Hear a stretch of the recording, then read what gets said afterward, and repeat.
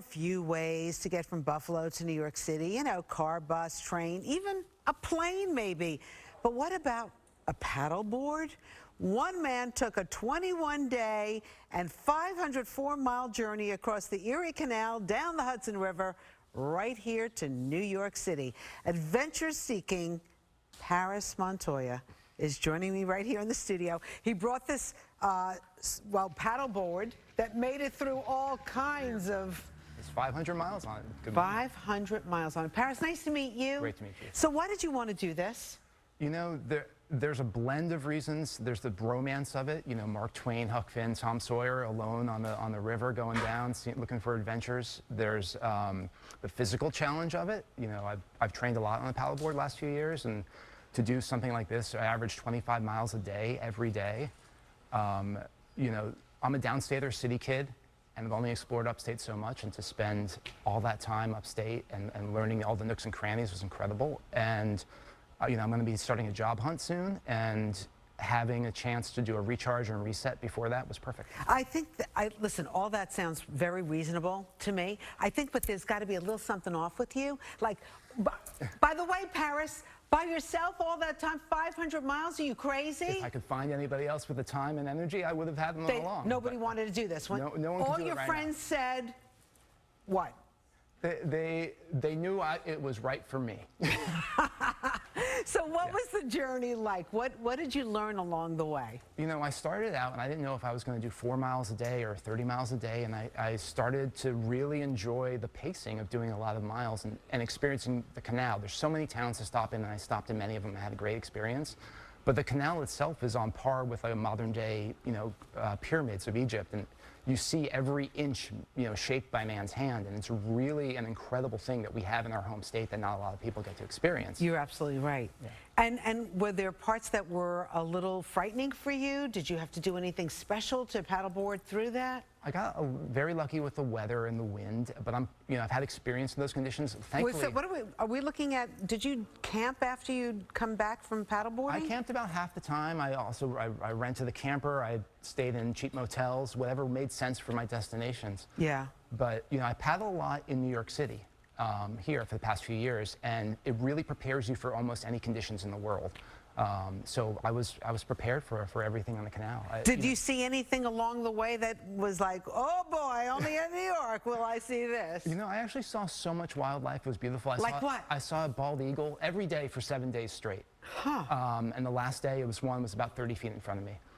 But when I get down towards the city, you know, there's a bingo card of everything you can imagine seeing in the river. Dead bodies? Did you see any dead bodies? I've never seen a dead body, okay, but thank I've seen goodness. just about everything short of that. How about rats?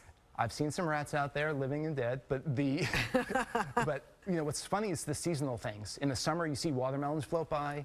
In the fall now, we've plucked many pumpkins out of the river. That's hysterical.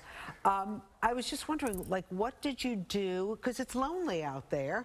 What did you do to kind of keep yourself occupied mentally? I would sing. I would count strokes. You know, the singing part's fun because I enjoy music a lot. I work in music. You were, right? What did you do in music, by the way? I was in international marketing, and I was in music management. I've been in music since I was a teenager. But the chance to just sing at the top of your lungs and have no one for miles around is quite the opportunity. Was it old school or like rap? What were you doing there, Paris? Everything from Elvis and Cat Stevens to Bad Religion and Pearl Jam and you know, a lot of fun. Whatever came to mind, I could sing a few bars of it, and you know, and no judgment, right? So was there any part where you thought was a little treacherous paddleboarding? You know, going through the locks is a unique experience. There's 30-something locks on the Erie Canal, and you know, there's one that raises you 41 feet. Actually, wow. in my case, I went down it. So you're, you know, in a what looks like a large pool, and suddenly the top of that pool is 40-something feet above your head, and there's a massive gate that comes up like a guillotine to let you out the other end.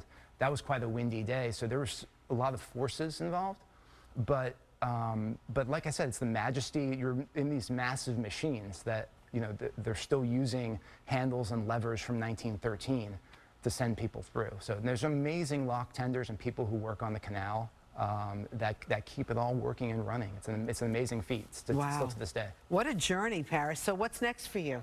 Later this week, I'm going to go to Tennessee and paddleboard in a 31-mile race there. And it's my first time doing a large competition like that. And just going to keep paddleboarding and keep enjoying the city. We paddle through the winter.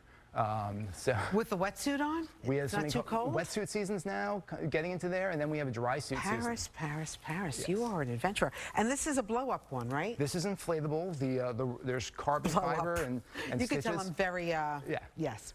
But I can bounce this off rocks. This was the right thing for the trip I took. I also have a rigid board that I take out in the harbor here, which is the right thing to cut through the wakes of the Staten Island Ferry and things like that when I'm going to the Statue of Liberty. So fun. And I didn't realize this, but you can actually rent paddle boards by the boathouse, right, on the west side? Yeah, there's a Manhattan Kayak Company right by the Intrepid on Pier 84, and they have a whole program to teach people how to do this safely and responsibly, and then ultimately, once you go through the program and you own a board, you can store it there when there's capacity. Well, all the best to you. Congratulations. You did something that it's not on my bucket list, but maybe it will inspire other people out there. I hope so.